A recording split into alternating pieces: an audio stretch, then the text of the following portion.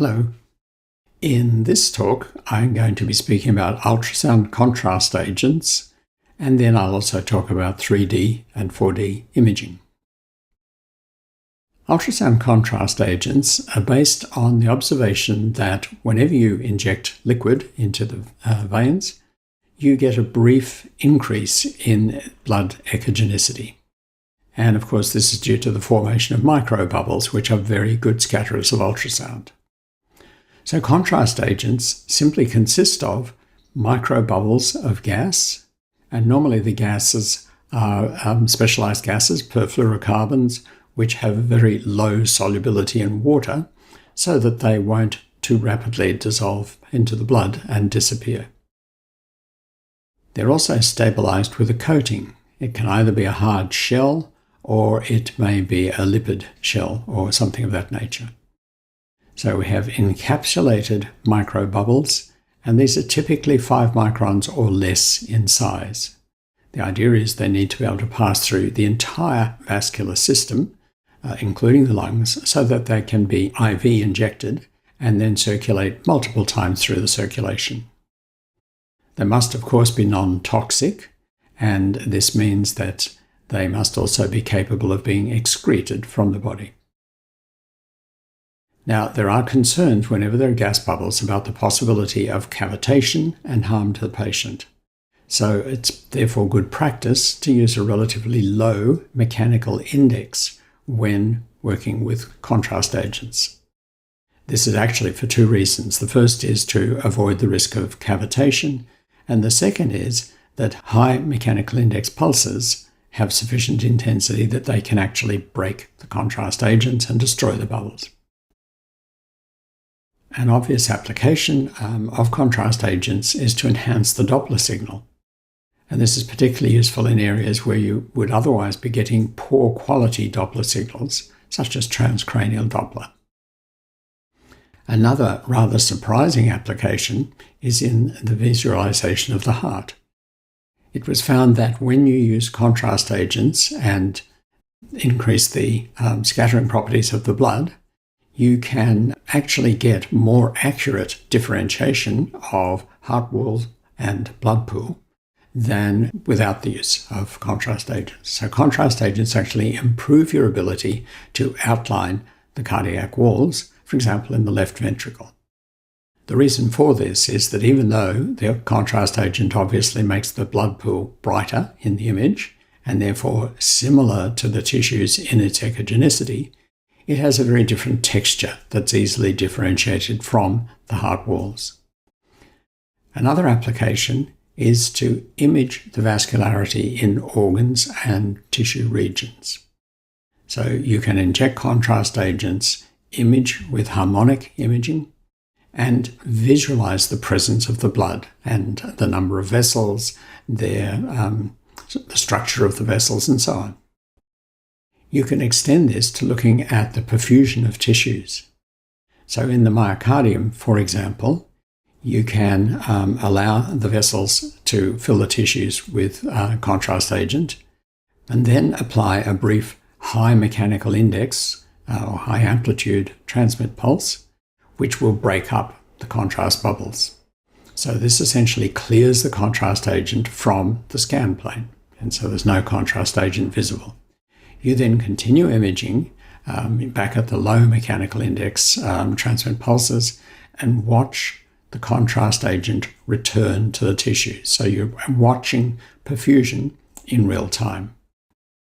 Another interesting application of contrast agents relates to the way in which the body removes the contrast bubbles and excretes them. The liver captures the bubbles from the vascular system and holds them for a short time before they are then processed and removed. You can image the bubbles that have been captured in the liver, again using harmonic imaging. If you do this and you see that there is an area where there isn't any contrast agent, that tells you that that tissue is not functional liver tissue. It's either diseased liver tissue or it may be some kind of invasive tissue and not liver tissue at all.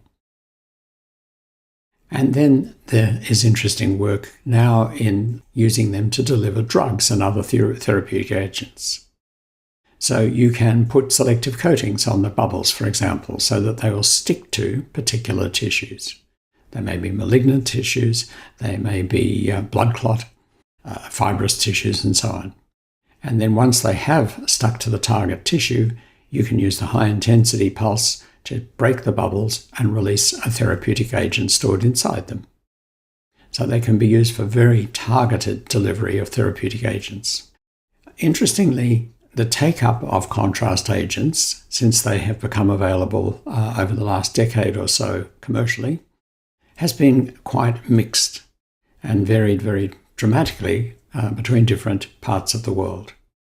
In the US, for example, there's been a lot of caution about the possible safety implications of purposely introducing gas bubbles, and therefore there has been a very slow uptake of contrast agents and a very cautious approach taken by the FDA. In other countries, for example, in the neighbouring country of Canada, there has been much less concern and much less reluctance, and so there's been a more rapid uptake. In Europe and in much of Asia, the uptake has been much more rapid. Now let's look at 3D imaging and what the companies refer to as 4D imaging. The first thing to realize is that ultrasound imaging is inherently looking at the three-dimensional nature of anatomy. You will commonly do a fairly quick sweep through a region of anatomy to give you an overall picture, and then acquire a selected number of specific planes and capture those as images. You then are able to look at all of this data and in your mind reconstruct a picture of the three-dimensional anatomy. Many machines now offer three-dimensional imaging as one of their functionalities. This means that the machine automates the process of acquiring echoes from a volume of tissue. So a series of images are obtained by sweeping the scan plane through a volume, and the machine tracks where each scan plane is so that it knows the relative geometry of them, and it then ends up with echoes from an entire volume of tissue, which it can then use to create one or more three-dimensional images. So those are views of the information in a way that is meaningful to the user. This process of turning a massive echo data into a 3D visualization is referred to as rendering. So this is the way a mechanical 3D probe works. You've basically got a curved array that's on a pivot, a motor that drives it in a rocking motion backwards and forwards, obviously tracking the position of the probe at every moment so that it knows the relative position of each image plane. And then that data is given to the machine, which can then reconstruct three-dimensional views of the anatomy. This is obviously relatively slow, and so it can't produce 3D images rapidly enough for real time. Matrix probes have the enormous advantage that they can steer the entire scan plane rapidly backwards and forwards. So matrix probes can be used to produce real-time 3D imaging. So let's just look again at this concept of rendering an image to be displayed on the screen. So the idea is that you have got a massive echoes derived from a volume of tissue. And just for schematic purposes, I've just drawn this as a cube containing a mass of echoes. And the idea is that you then have to think of viewing this echo data from one specific direction. The machine then creates a visualization of the echo data as if it had been viewed from that particular direction. One of the ways of creating an image is shown here in the top left. This is a surface rendered image, and this is ideal for fetal imaging. So the idea is that the user assists by cutting away the abdominal wall and the uterine wall, and then the machine looks at the echoes and identifies the first tissue surface encountered after the ultrasound has travelled through the amniotic fluid. The machine can also add shading, light and shade effects to help to enhance the sense of the curvature of tissues. In the centre, we have what's called a volume rendered image. So now we're not looking at first surface encountered, but instead this is a thresholded image where only the strongest echoes are being displayed. And in this case, we have a fetus later in pregnancy, and we can see the entire fetal skeleton with a view that looks remarkably like an X-ray view. And then on the lower right, we have something quite different again. Power mode color Doppler has been used to visualize a vascular structure. In this case, it's an umbilical cord. So we've got the umbilical vein in the center, and then the two arteries spiraling around it. The grayscale information has been completely removed. This shows you how good it can get. These are quite recent images, and they just show that with modern artificial intelligence sort of techniques, the rendering of these fetal images can be spectacularly good. So these are really lifelike looking images of quite early fetuses. Then it's possible to use motion to enhance the sense of the three-dimensionality. So with this skeleton, you can see far better what is near and what is further away due to the rotation backwards and forwards. And here we have the vascular system with grayscale information sort of behind it. And again, you get a much better appreciation of the what is nearer and what is further away with the rotation. This shows how that effect is created. There's simply a series of images rendered from slightly different viewing directions, and then those are put together in sequence to make a little video clip, which is then looped around so that you get this sense of motion. And here's yet another approach. So you've just got a series of parallel planes, and it's precisely the same as looking at a series of planes from another imaging modality. And then here on the right, I'm showing what is meant by reslicing. You can choose any arbitrary plane that you like. It may be a plane parallel to the skin surface, for example, and you can ask the machine to create an image along that plane. And then we have something a little bit similar to the last two things, and that is what's referred to as orthogonal plane display of the 3D images. So you have three planes, each of them at right angles to the others. The idea is, as shown here on the right, that you then display the anatomy as projected into each of these three planes. The user has the ability to move the planes around, so you can navigate your way through the anatomy by shifting any of these planes up or down or to the left or right or backwards or forwards. So now we come to what the companies refer to as 4D imaging, which simply means real-time 3D.